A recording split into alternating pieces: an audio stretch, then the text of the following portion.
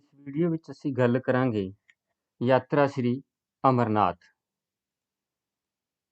ਇਹ 6ਵੀਂ ਜਮਾਤ ਦਾ ਪੰਜਾਬੀ ਦੂਜੀ ਭਾਸ਼ਾ ਦਾ 9ਵਾਂ ਪਾਠ ਹੈ। ਯਾਤਰਾ ਸ੍ਰੀ ਅਮਰਨਾਥ ਇਹ 6ਵੀਂ ਜਮਾਤ ਦੀ ਪੰਜਾਬੀ ਦੂਜੀ ਭਾਸ਼ਾ ਦੀ ਪਾਠ ਪੁਸਤਕ ਹੈ। ਪੰਜਾਬੀ ਪੁਸਤਕ 6 ਜਿਸ ਨੂੰ ਪੰਜਾਬ ਸਕੂਲ ਸਿੱਖਿਆ ਬੋਰਡ ਵੱਲੋਂ ਛਾਪਿਆ ਗਿਆ ਹੈ। ਇਸ ਪਾਠ ਪੁਸਤਕ ਵਿੱਚ ਕੁੱਲ 19 ਪਾਠ ਹਨ। ਇਹਨਾਂ ਵਿੱਚੋਂ ਅੱਜ ਅਸੀਂ 9ਵੇਂ ਪਾਠ ਯਾਤਰਾ ਸ੍ਰੀ ਅਮਰਨਾਥ, ਜੋ ਕਿ ਇੱਕ ਯਾਤਰਾ ਹੈ ਅਮਰੀਕ ਸਿੰਘ ਦਿਆਲ ਦੁਆਰਾ ਲਿਖੀ ਹੋਈ, ਨੂੰ ਪੜ੍ਹਾਂਗੇ, ਸਮਝਾਂਗੇ ਅਤੇ ਇਸ ਦੇ ਪਾਠ ਅਭਿਆਸ ਨੂੰ ਹੱਲ ਕਰਾਂਗੇ। ਆਓ ਸ਼ੁਰੂ ਕਰਦੇ ਹਾਂ। ਗਰਮੀਆਂ ਦੀਆਂ ਛੁੱਟੀਆਂ ਸ਼ੁਰੂ ਹੋਣ ਤੋਂ ਪਹਿਲਾਂ ਸਾਥੀਆਂ ਵਿੱਚ ਇਹ ਚਰਚਾ ਸ਼ੁਰੂ ਹੋ ਗਈ ਕਿ ਐਤਕੀ ਛੁੱਟੀਆਂ ਕਿਵੇਂ ਬਿਤਾਈਆਂ ਜਾਣ। ਸਾਥੀਆਂ ਨੇ ਕਈ ਸਥਾਨਾਂ 'ਤੇ ਜਾਣ ਦੀ ਸਲਾਹ ਬਣਾਈ, ਪਰ ਅਖੀਰ 'ਚ ਗੱਲ ਸ੍ਰੀ ਅਮਰਨਾਥ 'ਤੇ ਆ ਕੇ ਰੁਕੀ। ਇਹ ਸਥਾਨ ਜੰਮੂ ਕਸ਼ਮੀਰ ਪ੍ਰਾਂਤ ਵਿੱਚ ਪੈਂਦਾ ਹੈ। ਇਸ ਬਾਰੇ ਸਾਰੇ ਸਹਿਮਤ ਹੋ ਗਏ ਕਿਉਂਕਿ ਇਹ ਸਥਾਨ ਪਹਿਲਾਂ ਸਾਡੇ ਵਿੱਚੋਂ ਕਿਸੇ ਨੇ ਨਹੀਂ ਸੀ ਦੇਖਿਆ। ਇਸ ਸਥਾਨ ਬਾਰੇ ਜਾਣਕਾਰੀ ਹਾਸਲ ਕਰਨ ਤੋਂ ਬਾਅਦ ਤਿਆਰੀਆਂ ਸ਼ੁਰੂ ਹੋ ਗਈਆਂ ਅਤੇ ਚੱਲਣ ਲਈ ਦਿਨ ਮਿੱਥ ਲੈ ਗਿਆ। ਸੋ ਲੇਖਕ ਕੀ ਕਹਿ ਰਿਹਾ ਕਿ ਗਰਮੀ ਦੀਆਂ ਛੁੱਟੀਆਂ ਸ਼ੁਰੂ ਹੋਣ ਤੋਂ ਪਹਿਲਾਂ ਹੀ ਉਸਦੇ ਸਾਥੀਆਂ ਦੇ ਵਿੱਚ ਇਹ ਚਰਚਾ ਸ਼ੁਰੂ ਹੋ ਗਈ ਸੀ ਕਿ ਐਤਕੀ ਗਰਮੀ ਦੀਆਂ ਛੁੱਟੀਆਂ ਕਿਵੇਂ ਬਿਤਾਈਆਂ ਜਾਣ। ਕਈ ਸਥਾਨਾਂ ਬਾਰੇ ਸਲਾਹ ਬਣੀ, ਪਰ ਅਖੀਰ 'ਚ ਗੱਲ ਜੋ ਆ ਕੇ ਰੁਕੀ, ਭਾਵ ਜਿੱਥੇ ਇਹ ਫੈਸਲਾ ਹੋਇਆ ਕਿ ਜਾਣਾ ਕਿੱਥੇ ਹੈ, ਉਹ ਸੀ ਸ੍ਰੀ ਅਮਰਨਾਥ, ਜੋ ਕਿ ਜੰਮੂ ਕਸ਼ਮੀਰ ਪ੍ਰਾਂਤ ਦੇ ਵਿੱਚ ਪੈਂਦਾ ਹੈ। ਤੇ ਸਾਰੇ ਇਸ ਗੱਲ ਲਈ ਸਹਿਮਤ ਹੋ ਗਏ ਤੇ ਚੱਲਣ ਦੇ ਲਈ ਦਿਨ ਵੀ ਨਿਸ਼ਚਿਤ ਕਰ ਲਿਆ ਗਿਆ, ਮਿੱਥ ਲਿਆ ਗਿਆ। ਗੜਸ਼ੰਕਰ ਤੋਂ ਯਾਤਰੀ ਬੱਸ ਫੜ ਕੇ, ਲੇਖਕ ਜਿੱਥੋਂ ਚੱਲਿਆ ਹੋਣਾ ਉੱਥੋਂ ਦੀ ਗੱਲ ਕਰ ਰਿਹਾ ਹੈ। ਲੇਖਕ ਗੜਸ਼ੰਕਰ ਤੋਂ ਚੱਲਿਆ ਹੋਣਾ। ਗੜਸ਼ੰਕਰ ਤੋਂ ਯਾਤਰੀ ਬੱਸ ਫੜ ਕੇ ਅਸੀਂ ਚੰਡੀਗੜ੍ਹ ਜੰਮੂ ਮਾਰਗ ਰਾਹੀਂ ਅੱਧੀ ਰਾਤ 12 ਕੁ ਵਜੇ ਲਖਨਪੁਰ ਸਰਹੱਦ 'ਤੇ ਪਹੁੰਚੇ। ਲਖਨਪੁਰ ਸਰਹੱਦ ਜਿੱਥੋਂ ਜੰਮੂ ਕਸ਼ਮੀਰ ਦੀ ਹੱਦ ਸ਼ੁਰੂ ਹੁੰਦੀ ਹੈ, ਭਾਵ ਜੰਮੂ ਕਸ਼ਮੀਰ ਦੀ ਜਿੱਥੋਂ ਹੱਦ ਸ਼ੁਰੂ ਹੁੰਦੀ ਹੈ, ਇੱਥੋਂ ਜੰਮੂ ਕਸ਼ਮੀਰ ਪ੍ਰਾਂਤ ਸ਼ੁਰੂ ਹੁੰਦਾ ਹੈ। ਇੱਥੇ ਚੈਕਿੰਗ ਅਤੇ ਟੈਕਸ ਅਦਾ ਕਰਨ ਲਈ ਕਾਫੀ ਸਮਾਂ ਰੁਕਣਾ ਪਿਆ। ਜ਼ਿਆਦਾਤਰ ਯਾਤਰੀ ਇੱਥੋਂ ਦੇ ਮਸ਼ਹੂਰ ਪਕਵਾਨ ਲੱਡੂਆਂ ਦਾ ਸਵਾਦ ਚੱਖ ਰਹੇ ਸਨ। ਇਹ ਤਸਵੀਰ ਹੈ ਲਖਨਪੁਰ ਸਰਹੱਦ ਦੀ। ਰਾਤ 2 ਵਜੇ ਦੇ ਕਰੀਬ ਬੱਸ ਚੱਲੀ ਅਤੇ ਨੀਂਦ ਦੀ ਘੂਕੀ ਵਿੱਚ, ਭਾਵ ਨੀਂਦ ਦੇ ਵਿੱਚ, ਜਦੋਂ ਬੱਸ ਦੇ ਵਿੱਚ ਬੈਠਦੇ ਹੀ ਸਾਨੂੰ ਕਈ ਵਾਰੀ ਸੁਸਤੀ ਆ ਜਾਂਦੀ ਹੈ, ਤਾਂ ਉਦੋਂ ਤਾਂ ਰਾਤ ਸੀ। ਤਾਂ ਲੇਖਕ ਇਹ ਕਹਿ ਰਿਹਾ ਕਿ ਉਹਨਾਂ ਨੂੰ ਘੂਕੀ ਚੜ੍ਹ ਗਈ ਨੀਂਦ, ਕਿ ਨੀਂਦ ਦੇ ਵਿੱਚ ਉਹਨਾਂ ਨੂੰ ਪਤਾ ਹੀ ਨਹੀਂ ਲੱਗਿਆ ਕਦੋਂ ਰਾਤ ਬੀਤ ਗਈ, ਕਿ ਰਾਤ ਕਦੋਂ ਬੀਤੀ ਉਹਨਾਂ ਨੂੰ ਪਤਾ ਹੀ ਨਹੀਂ ਲੱਗਿਆ। ਜਦੋਂ ਮੂੰਹ ਹਨੇਰੇ ਚਨੈਨੀ ਨਾਮਕ ਸਥਾਨ 'ਤੇ ਪਹੁੰਚੇ ਤਾਂ ਮਨਮੋਹਕ ਨਜ਼ਾਰੇ ਸ਼ੁਰੂ ਹੋ ਚੁੱਕੇ ਸਨ। ਇਹ ਚਨੈਨੀ ਨਾਮਕ ਜਿਹੜਾ ਸਥਾਨ ਹੈ ਉਸਦੇ ਨੇੜੇ ਤੇੜੇ ਦੀ ਤਸਵੀਰ ਹੈ। ਮਨਮੋਹਕ ਮਨ ਨੂੰ ਮੋਹਣ ਵਾਲੇ ਨਜ਼ਾਰੇ ਦ੍ਰਿਸ਼ ਸ਼ੁਰੂ ਹੋ ਚੁੱਕੇ ਸਨ। ਰਸਤੇ ਵਿੱਚ ਵਿਰਲੇ ਲੰਗਰ ਵੀ ਚੱਲ ਰਹੇ ਸਨ।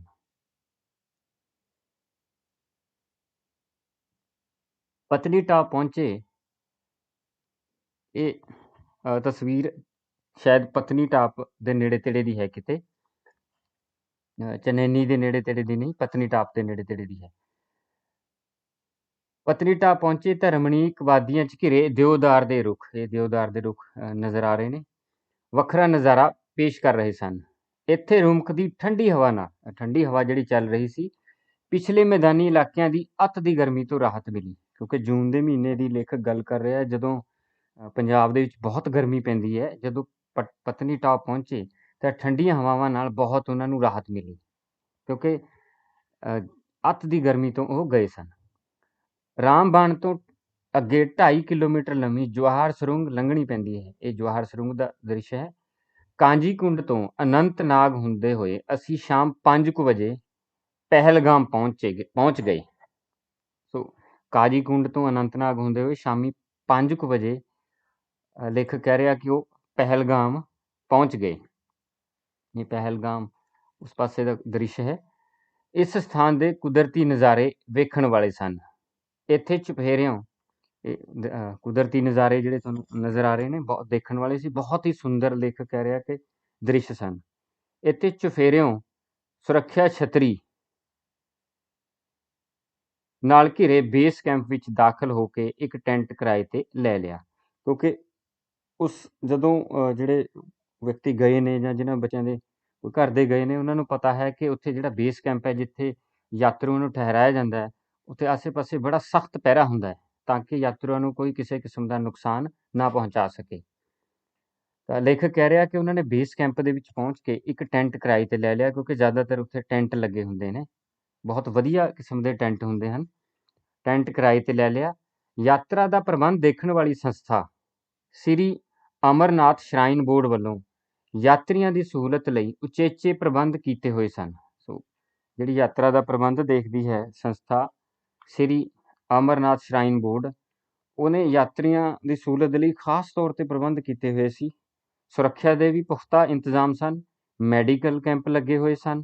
ਯਾਤਰੀਆਂ ਦੀ ਸਹੂਲਤ ਲਈ ਆਰਜ਼ੀ ਤੌਰ ਤੇ ਪਖਾਨੇ ਅਤੇ ਇਸ਼ਨਾਨ ਘਰ ਬਣਾਏ ਗਏ ਸਨ। ਆਰਜ਼ੀ ਤੌਰ ਤੇ, ਜਿਵੇਂ ਜਦੋਂ ਯਾਤਰਾ ਸ਼ੁਰੂ ਹੁੰਦੀ ਹੈ ਉਸ ਲਈ ਆਰਜ਼ੀ ਤੌਰ ਤੇ, ਟੈਂਪਰੇਰੀ ਜਿਹਨੂੰ ਅਸੀਂ ਕਹਿੰਦੇ ਹਾਂ, ਆਰਜ਼ੀ ਤੌਰ ਤੇ ਪਖਾਨੇ ਤੇ ਇਸ਼ਨਾਨ ਘਰ ਬਣਾਏ ਹੋਏ ਸਨ।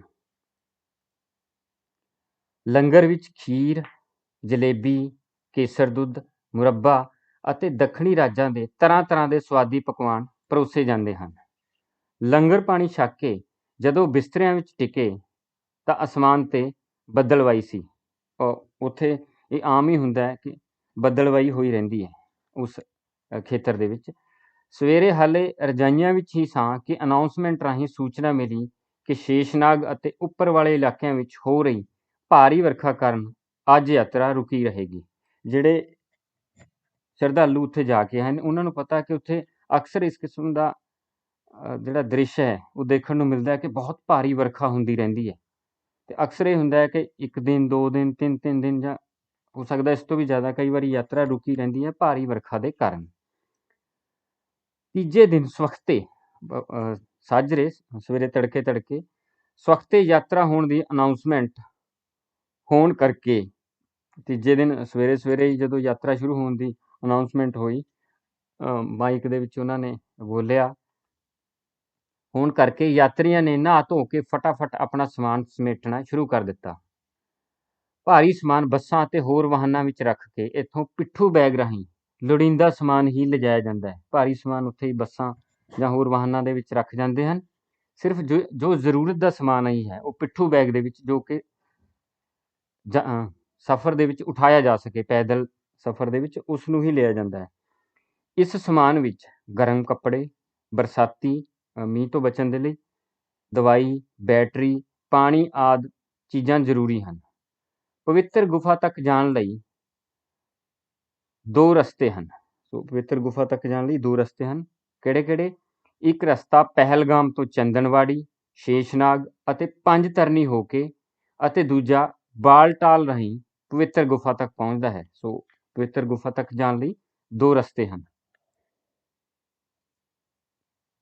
ਜਿਹੜੇ ਯਾਤਰੀ ਪਹਿਲਗਾਮ ਤੋਂ ਯਾਤਰਾ ਸ਼ੁਰੂ ਕਰਕੇ ਵਾਪਸੀ ਬਾਲਟਾਲ ਰਾਹੀਂ ਆਉਂਦੇ ਹਨ, ਉਹਨਾਂ ਦੀਆਂ ਬੱਸਾਂ ਬਾਲਟਾਲ ਪਹੁੰਚ ਜਾਂਦੀਆਂ ਹਨ। ਕਾਫੀ ਗਿਣਤੀ ਵਿੱਚ ਯਾਤਰੀ ਬਾਲਟਾਲ ਰਾਹੀਂ ਹੀ ਜਾਂਦੇ ਹਨ ਅਤੇ ਇਸੇ ਰਸਤਿਓਂ ਹੀ ਵਾਪਸ ਆਉਂਦੇ ਹਨ। ਅਸੀਂ ਪਹਿਲਗਾਮ ਤੋਂ ਅੱਗੇ ਚੰਦਨਵਾੜੀ ਤੋਂ ਯਾਤਰਾ ਸ਼ੁਰੂ ਕਰਨੀ ਸੀ। ਸੋ ਲੇਖਕ ਨੇ ਪਹਿਲਗਾਮ ਤੋਂ ਅੱਗੇ ਚੰਦਨਵਾੜੀ ਤੋਂ ਆਪਣੀ ਯਾਤਰਾ ਸ਼ੁਰੂ ਕਰਨੀ ਸੀ। ਨਹਾ ਧੋ ਕੇ ਅਸੀਂ ਸਵੇਰੇ 5 ਵਜੇ ਕਤਾਰ ਵਿੱਚ ਜਾ ਲੱਗੇ। ਅੱਗੇ ਸੁਰੱਖਿਆ ਦਸਤਿਆਂ ਨੇ ਰੋਕ ਲਾਈ ਹੋਈ ਸੀ।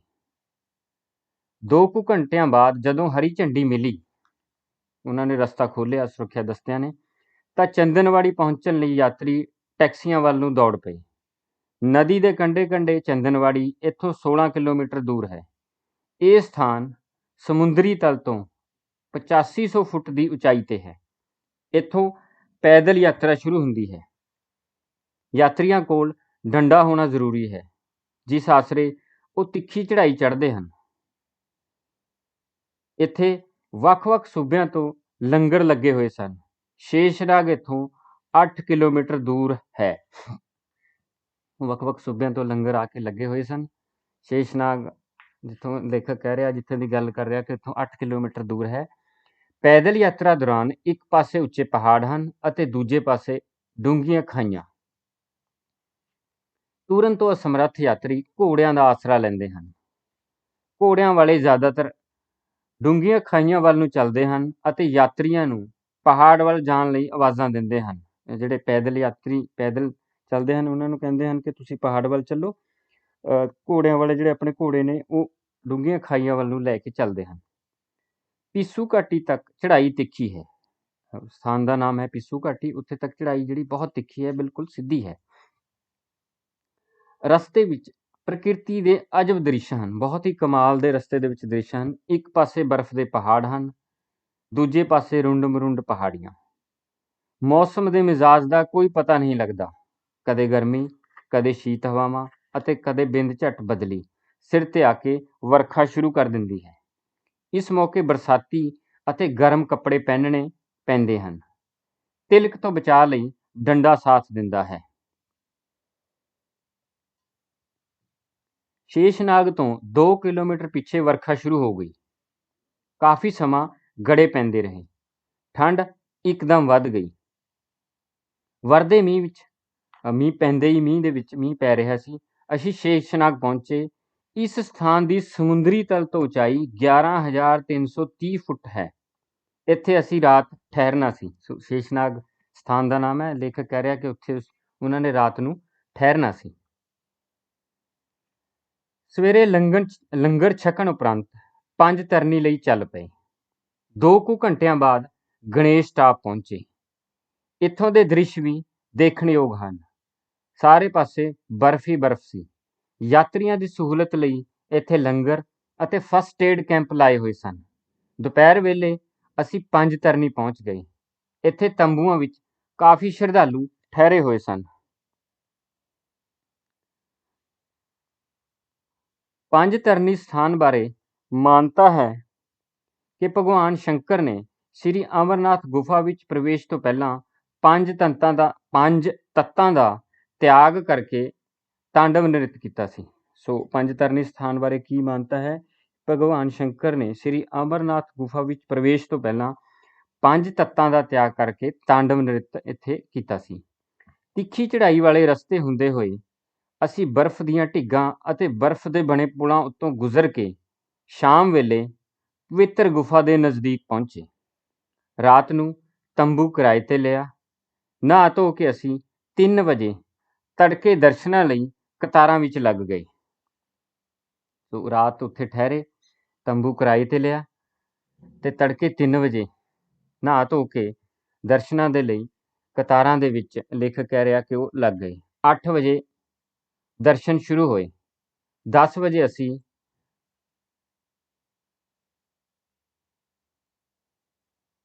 ਅਸੀਂ ਗੁਫਾ ਵਿੱਚ ਸਾਂ।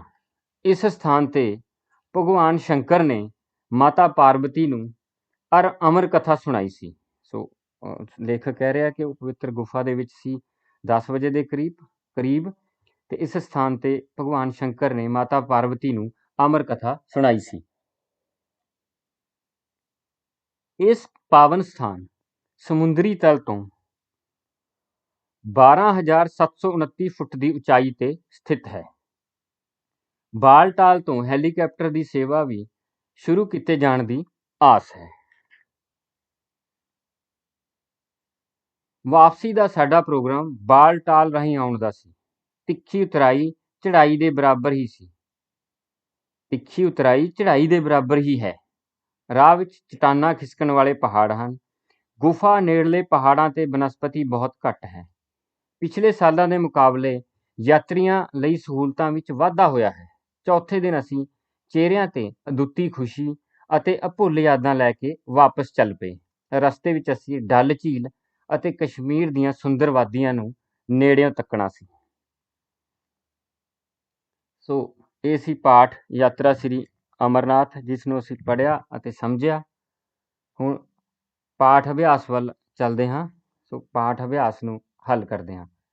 ਪਾਠ ਅਭਿਆਸ ਦੇ ਵਿੱਚ ਪਹਿਲਾ ਜੋ ਭਾਗ ਹੈ ਉਹ ਹੈ ਠੀਕ ਉੱਤਰ ਅੱਗੇ ਸਹੀ ਟਿਕ ਲੱਗਿਆ ਹੋਇਆ ਦਾ ਨਿਸ਼ਾਨ ਲਗਾਓ। ਸਹੀ ਦਾ ਨਿਸ਼ਾਨ ਅਸੀਂ ਲਾਉਣਾ ਹੈ ਠੀਕ ਉੱਤਰ ਦੇ ਅੱਗੇ। ਇਸ ਭਾਗ ਦੇ ਵਿੱਚ ਸਾਡੇ ਕੋਲੇ 5 ਪ੍ਰਸ਼ਨ ਹਨ। ਹਰ ਪ੍ਰਸ਼ਨ ਲਈ 3 ਵਿਕਲਪ ਦਿੱਤੇ ਹੋਏ ਹਨ। ਪਹਿਲਾ ਪ੍ਰਸ਼ਨ ਹੈ, ਸ੍ਰੀ ਅਮਰਨਾਥ ਅਸਥਾਨ ਕਿਸ ਪ੍ਰਾਂਤ ਵਿੱਚ ਹੈ?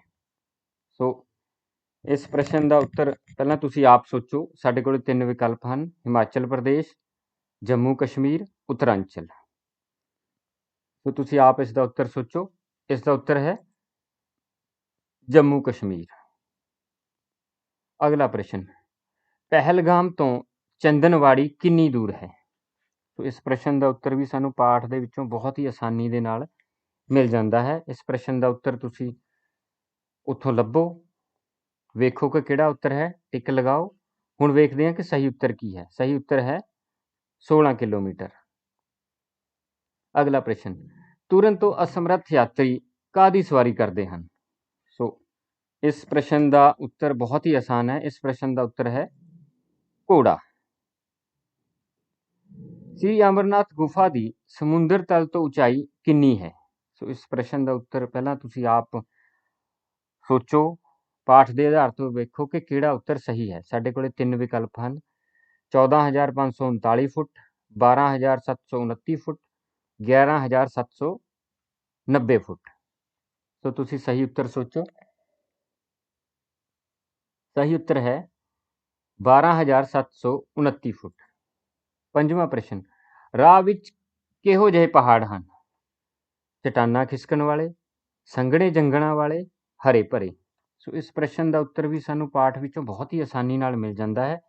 ਇਸ ਪ੍ਰਸ਼ਨ ਦਾ ਉੱਤਰ ਉੱਥੋਂ ਲੱਭੋ। ਹੁਣ ਵੇਖਦੇ ਹਾਂ ਸਹੀ ਉੱਤਰ ਕੀ ਹੈ। ਸਹੀ ਉੱਤਰ ਹੈ ਚਟਾਨਾਂ ਖਿਸਕਣ ਵਾਲੇ। ਹੁਣ ਅਗਲੇ ਭਾਗ ਵੱਲ ਵੱਧਦੇ ਹਾਂ। ਅਗਲਾ ਭਾਗ ਹੈ ਛੋਟੇ ਉੱਤਰਾਂ ਵਾਲੇ ਪ੍ਰਸ਼ਨ। ਇਸ ਭਾਗ ਵਿੱਚ ਸਾਡੇ ਕੋਲੇ 5 ਪ੍ਰਸ਼ਨ ਹਨ। ਪਹਿਲਾ ਪ੍ਰਸ਼ਨ ਹੈ, ਅਮਰਨਾਥ ਯਾਤਰਾ ਲਈ ਸਾਰੇ ਸਾਥੀ ਕਿਉਂ ਸਹਿਮਤ ਹੋ ਗਏ? ਸੋ ਇਸ ਪ੍ਰਸ਼ਨ ਦਾ ਉੱਤਰ ਵੀ ਸਾਨੂੰ ਪਾਠ ਵਿੱਚੋਂ ਬਹੁਤ ਹੀ ਆਸਾਨੀ ਨਾਲ ਮਿਲ ਜਾਂਦਾ ਹੈ। ਇਸ ਪ੍ਰਸ਼ਨ ਦਾ ਉੱਤਰ ਤੁਸੀਂ ਉੱਥੋਂ ਲੱਭੋ, ਲਿਖੋ। ਹੁਣ ਵੇਖਦੇ ਹਾਂ ਸਹੀ ਉੱਤਰ ਕੀ ਹੈ। ਸਹੀ ਉੱਤਰ ਹੈ ਕਿਉਂਕਿ ਇਹ ਸਥਾਨ ਪਹਿਲਾਂ ਕਿਸੇ ਨੇ ਵੀ ਨਹੀਂ ਸੀ ਦੇਖਿਆ। ਅਗਲਾ ਪ੍ਰਸ਼ਨ, ਲਖਨਪੁਰ ਸਰਹੱਦ ਤੇ ਜ਼ਿਆਦਾਤਰ ਯਾਤਰੀ ਕੀ ਕਰ ਰਹੇ ਸਨ? ਸੋ ਇਸ ਪ੍ਰਸ਼ਨ ਦਾ ਉੱਤਰ ਵੀ ਸਾਨੂੰ ਪਾਠ ਦੇ ਆਰੰਭ ਦੇ ਵਿੱਚ ਹੀ ਬਹੁਤ ਹੀ ਆਸਾਨੀ ਨਾਲ ਮਿਲ ਜਾਂਦਾ ਹੈ।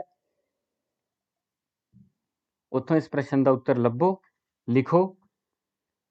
ਹੁਣ ਵੇਖਦੇ ਹਾਂ ਸਹੀ ਉੱਤਰ ਕੀ ਹੈ।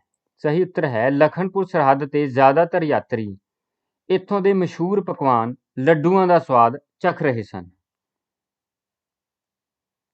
ਅਗਲਾ ਪ੍ਰਸ਼ਨ, ਪਤਨੀਟਾਪ ਦਾ ਮੌਸਮ ਕਿਹੋ ਜਿਹਾ ਸੀ? ਸੋ ਇਸ ਪ੍ਰਸ਼ਨ ਦਾ ਉੱਤਰ ਵੀ ਸਾਨੂੰ ਪਾਠ ਵਿੱਚੋਂ ਬਹੁਤ ਹੀ ਆਸਾਨੀ ਨਾਲ ਮਿਲ ਜਾਂਦਾ ਹੈ। ਇਸ ਪ੍ਰਸ਼ਨ ਦਾ ਉੱਤਰ ਉੱਥੋਂ ਲੱਭੋ, ਲਿਖੋ। ਹੁਣ ਵੇਖਦੇ ਹਾਂ ਸਹੀ ਉੱਤਰ ਕੀ ਹੈ। ਪਤਨੀਟਾਪ ਦਾ ਮੌਸਮ ਠੰਡਾ ਸੀ।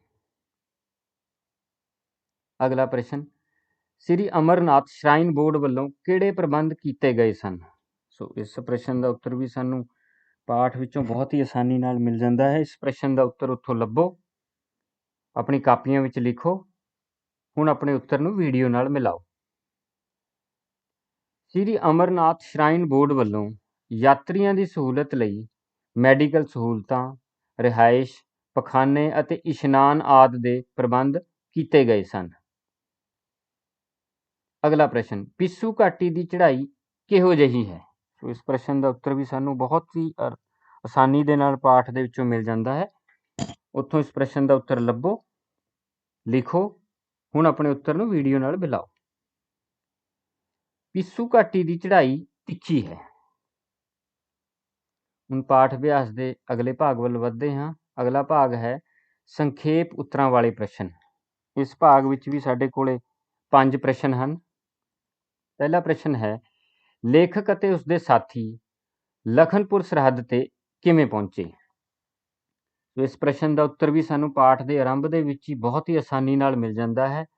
ਇਸ ਪ੍ਰਸ਼ਨ ਦਾ ਉੱਤਰ ਉੱਥੋਂ ਲੱਭੋ, ਲਿਖੋ। ਹੁਣ ਆਪਣੇ ਉੱਤਰ ਨੂੰ ਵੀਡੀਓ ਨਾਲ ਮਿਲਾਓ। ਸਹੀ ਉੱਤਰ ਹੈ ਲੇਖਕ ਅਤੇ ਉਸਦੇ ਸਾਥੀ ਲਖਨਪੁਰ ਸਰਹੱਦ ਤੱਕ ਬੱਸ ਰਾਹੀਂ ਪਹੁੰਚੇ।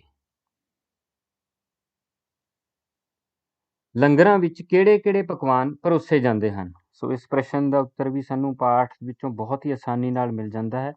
ਇਸ ਪ੍ਰਸ਼ਨ ਦਾ ਉੱਤਰ ਉੱਥੋਂ ਲੱਭੋ। ਹੁਣ ਵੇਖਦੇ ਹਾਂ ਸਹੀ ਉੱਤਰ ਕੀ ਹੈ।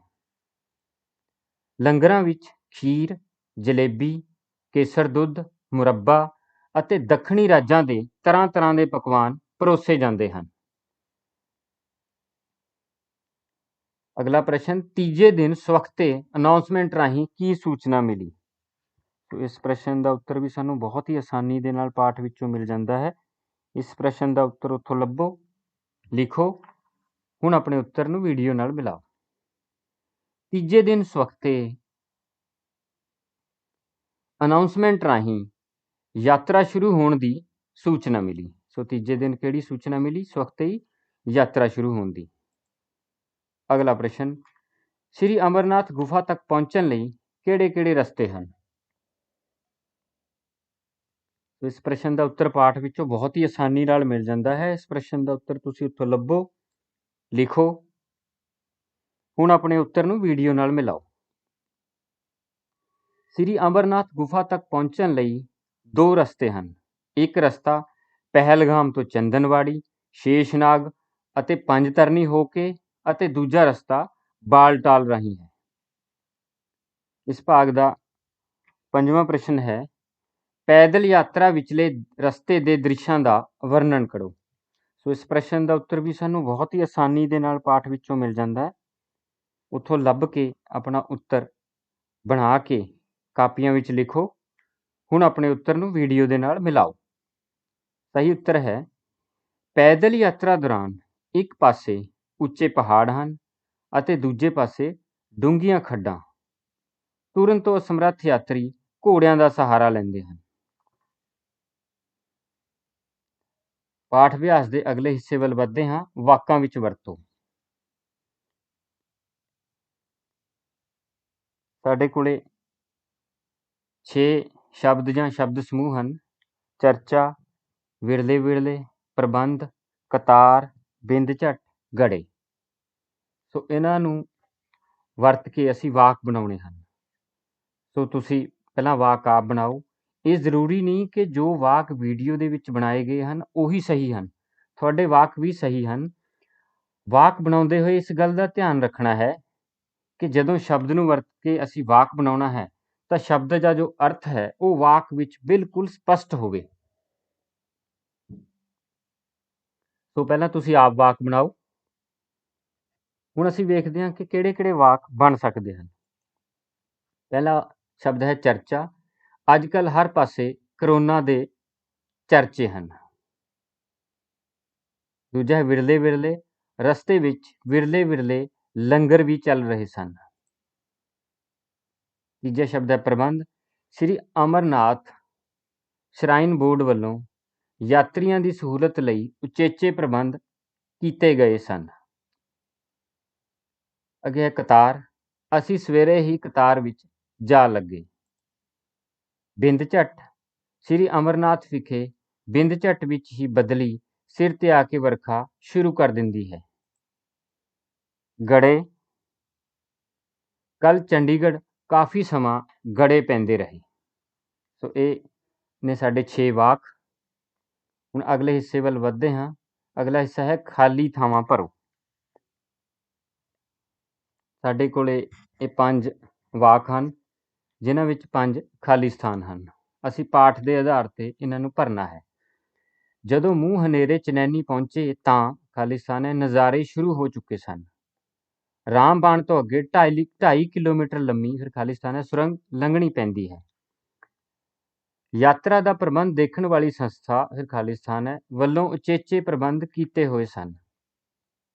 ਇੱਕ ਪਾਸੇ ਉੱਚੇ ਡੈਸ਼ ਖਾਲੀ ਸਥਾਨ ਹਨ ਅਤੇ ਦੂਜੇ ਪਾਸੇ ਡੂੰਘੀਆਂ ਫਿਰ ਖਾਲੀ ਸਥਾਨ ਹੈ। ਸੋ ਸਾਡੇ ਕੋਲੇ ਤਿਲਕਣ ਤੋਂ ਬਚਾਅ ਲਈ ਦਾ ਸਾਥ ਦਿੰਦਾ ਹੈ। ਸਾਡੇ ਕੋਲੇ 5 ਵਾਕ ਹਨ ਅਤੇ 6 ਖਾਲੀ ਸਥਾਨ ਹਨ। 5 ਨਹੀਂ 6 ਖਾਲੀ ਸਥਾਨ ਹਨ। ਚੌਥੇ ਵਾਕ ਦੇ ਵਿੱਚ 2 ਖਾਲੀ ਸਥਾਨ ਹਨ। ਇੱਥੇ 6 ਸ਼ਬਦ ਭਰ ਕੇ ਜਾਂ ਕਹਿ ਲਓ ਕਿ 6 ਸ਼ਬਦ ਸਮੂਹ ਭਰ ਕੇ ਅਸੀਂ ਇਹਨਾਂ ਨੂੰ ਪੂਰਾ ਕਰਨਾ ਹੈ।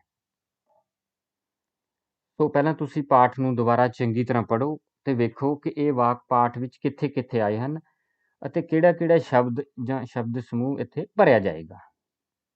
ਤੁਸੀਂ ਪਹਿਲਾਂ ਆਪ ਇਹਨਾਂ ਸਥਾਨਾਂ ਨੂੰ ਭਰੋ। ਹੁਣ ਆਪਣੇ ਉੱਤਰ ਵੀਡੀਓ ਨਾਲ ਮਿਲਾਓ। ਜਦੋਂ ਮੂੰਹ ਹਨੇਰੇ ਚਨੈਨੀ ਪਹੁੰਚੇ ਤਾਂ ਮਨਮੋਹਕ ਨਜ਼ਾਰੇ ਸ਼ੁਰੂ ਹੋ ਚੁੱਕੇ ਸਨ। ਮਨਮੋਹਕ ਸ਼ਬਦ ਇੱਥੇ ਆਏਗਾ। ਰਾਮਬਾਣ ਤੋਂ ਅੱਗੇ 2.5 ਕਿਲੋਮੀਟਰ ਲੰਮੀ ਜਵਾਹਰ ਸੁਰੰਗ ਲੰਘਣੀ ਪੈਂਦੀ ਹੈ। ਜਵਾਹਰ ਸ਼ਬਦ ਇੱਥੇ ਆਏਗਾ। ਯਾਤਰਾ ਦਾ ਪ੍ਰਬੰਧ ਦੇਖਣ ਵਾਲੀ ਸੰਸਥਾ ਸ੍ਰੀ ਅਮਰਨਾਥ ਸ਼ਰਾਈਨ ਬੋਰਡ, ਸ੍ਰੀ ਅਮਰਨਾਥ ਸ਼ਰਾਈਨ ਬੋਰਡ ਇੱਥੇ ਆਏਗਾ, ਵੱਲੋਂ ਉਚੇਚੇ ਪ੍ਰਬੰਧ ਕੀਤੇ ਹੋਏ ਸਨ। ਇੱਕ ਪਾਸੇ ਉੱਚੇ ਪਹਾੜ ਹਨ, ਪਹਾੜ ਸ਼ਬਦ ਇੱਥੇ ਆਏਗਾ, ਤੇ ਦੂਜੇ ਪਾਸੇ ਡੂੰਘੀਆਂ ਖਾਈਆਂ, ਖਾਈਆਂ ਸ਼ਬਦ ਇੱਥੇ ਆਏਗਾ। ਤਿਲਕਣ ਤੋਂ ਬਚਾਅ ਲਈ ਡੰਡਾ ਸਾਥ ਦਿੰਦਾ ਹੈ। ਡੰਡਾ ਸ਼ਬਦ ਇੱਥੇ ਆਏਗਾ। ਹੁਣ ਅਗਲੇ ਭਾਗ ਵੱਲ ਵੱਧਦੇ ਹਾਂ। ਅੱਗੇ ਲਿਖੇ ਸ਼ਬਦਾਂ ਦੇ ਹਿੰਦੀ ਅਤੇ ਅੰਗਰੇਜ਼ੀ ਰੂਪ ਲਿਖੋ। ਸਾਡੇ ਕੋਲ ਇਹ 5 ਸ਼ਬਦ ਹਨ। ਅਸੀਂ ਇਹਨਾਂ ਦੇ ਹਿੰਦੀ ਅਤੇ ਅੰਗਰੇਜ਼ੀ ਰੂਪ ਲਿਖਣੇ ਹਨ। ਪਹਿਲਾ ਹੈ ਛੁੱਟੀਆਂ, ਸਮਾਂ, ਫਿਰ ਯਾਤਰਾ, ਫਟਾਫਟ, ਸੁੰਦਰ। ਸੋ ਪਹਿਲਾਂ ਤੁਸੀਂ ਆਪ ਇਹਨਾਂ ਦੇ ਹਿੰਦੀ ਅਤੇ ਅੰਗਰੇਜ਼ੀ ਰੂਪ ਲਿਖੋ। ਵੀਡੀਓ ਨੂੰ ਰੋਕ ਲਓ। ਹੁਣ ਆਪਣੇ ਉੱਤਰ ਨੂੰ ਵੀਡੀਓ ਦੇ ਨਾਲ ਮਿਲਾਓ। ਛੁੱਟੀਆਂ ਪੰਜਾਬੀ ਦੇ ਵਿੱਚ, ਹਿੰਦੀ 'ਚ ਵੀ ਛੁੱਟੀਆਂ, ਅੰਗਰੇਜ਼ੀ ਦੇ ਵਿੱਚ ਹੌਲੀਡੇਜ਼। ਪੰਜਾਬੀ 'ਚ ਸਮਾਂ, ਹਿੰਦੀ 'ਚ ਸਮੇਂ, ਅੰਗਰੇਜ਼ੀ 'ਚ ਟਾਈਮ। ਪੰਜਾਬੀ 'ਚ ਯਾਤਰਾ, ਹਿੰਦੀ ਦੇ ਵਿੱਚ ਵੀ ਯਾਤਰਾ ਅਤੇ ਅੰਗਰੇਜ਼ੀ ਦੇ ਵਿੱਚ ਟਰੈਵਲਿੰਗ। ਪੰਜਾਬੀ ਦੇ ਵਿੱਚ ਫਟਾਫਟ, ਹਿੰਦੀ 'ਚ ਝਟਪਟ, ਅੰਗਰੇਜ਼ੀ ਦੇ ਵਿੱਚ ਐਟ ਵਾਂਸ। ਪੰਜਾਬੀ 'ਚ ਸੁੰਦਰ, ਹਿੰਦੀ ਦੇ ਵਿੱਚ ਵੀ ਸੁੰਦਰ, ਅੰਗਰੇਜ਼ੀ ਦੇ ਵਿੱਚ ਬਿਊਟੀਫੁਲ। ਹੁਣ ਅਗਲੇ ਭਾਗ ਵੱਲ ਵੱਧਦੇ ਹਾਂ। ਹੇਠ ਲਿਖੇ ਜਾਂ ਅੱਗੇ ਲਿਖੇ ਸ਼ਬਦਾਂ ਨੂੰ ਸ਼ੁੱਧ ਕਰਕੇ ਲਿਖੋ।